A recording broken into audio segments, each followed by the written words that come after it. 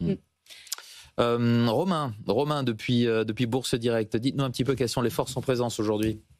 Et alors, pour ce qui est des intérêts sur les marchés dérivés, on n'a pas eu de renforcement de la pression baissière au cours des dernières heures, même si les vendeurs conservent la main. Ce qu'il faut dire, c'est que les ratios de couverture permettaient d'identifier les zones sur lesquelles on se trouve sur la plupart des indices comme des niveaux d'alerte bien identifiés par les opérateurs qui ralentissent le mouvement de baisse à court terme. Il faut dire qu'on a quand même assisté déjà à une baisse un peu marquée sur les indices américains, mais donc ça ralentit un mouvement de baisse à très court terme. En réalité, on reste dans une configuration baissière sur la plupart des grands indices.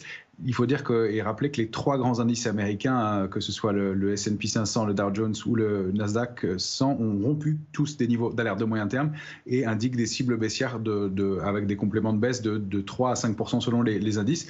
Donc on n'a probablement pas terminé ce mouvement de baisse. Le risque, c'est toujours de voir si cette contagion si le mouvement peut faire contagion et se développer sur les autres grands indices européens. On est sur l'Eurostoxx ou le DAX en train de flirter avec des niveaux d'alerte qu'on teste pour la troisième fois depuis quelques jours. C'est 22 514 sur le DAX par exemple, qui est un niveau qu'on a testé, un peu enfoncé dans le courant de la semaine, qu'on préserve pour l'instant. Attention, parce que là, on pourrait assister à des mouvements de baisse plus marqués. Le CAC 40, lui, est passé sous son niveau d'alerte de court terme, c'était 8032. Et donc, le risque d'accélération baissière en direction de 7825 points est assez probable pour l'instant. On pourrait même avoir des extensions un peu plus basses, aux alentours des 7750 points. Du coup, quels sont les prochains seuils techniques que vous surveillez ? Alors, on va surveiller donc ce niveau de 22 514 sur le DAX qui est important. Du côté de l'Eurostoxx, le niveau et le plancher qu'on doit absolument préserver, c'est 5325, on vaut 5327 à l'instant. Le risque, si on rompt ce niveau-là sur l'Eurostoxx, c'est d'aller chercher une zone située entre 5086 et 5111 points. Sur le DAX, je ne vous ai pas donné la cible, l'objectif en cas de rupture de 22 514, on aurait un dernier support à 22 235 et ensuite on pourrait accélérer en direction des 21 000 points environ. Il faut rappeler que le DAX a quand même laissé ouvert 5 gaps haussiers depuis la mi-janvier. Donc on a pas mal d'éléments en cas de déclenchement d'une consolidation, pas mal de retracements possibles sur cet indice aussi.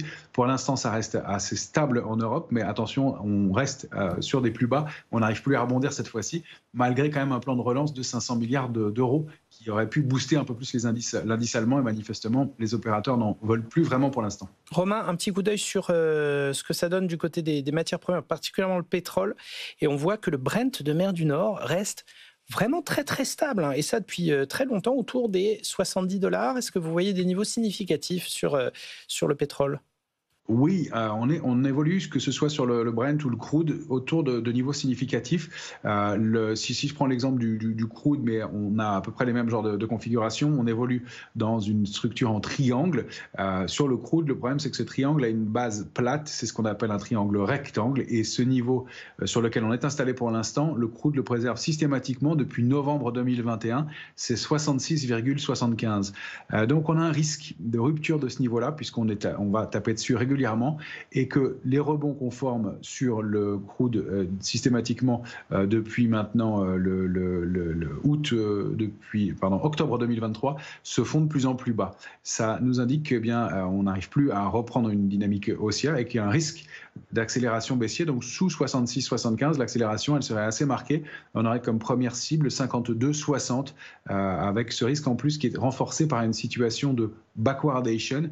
On peut dire que les prix du futur sur l'échéance en cours sont plus hauts que les mois suivants. Ça signifie que les opérateurs manifestement anticipent des baisses encore donc sur ce crude. Ça n'est pas un cas de figure systématique, mais ça donne un état d'esprit des opérateurs et donc ça peut appuyer ce mouvement baissier sur le pétrole d'une façon générale. Quand vous dites le backwardation sur le crude, hein, c'est ce qu'on retiendra. Merci beaucoup, Romain. On vous retrouve pour refaire la séance avec nous. Ce sera dans 1 heure après la clôture à la Bourse de Paris. Tiens.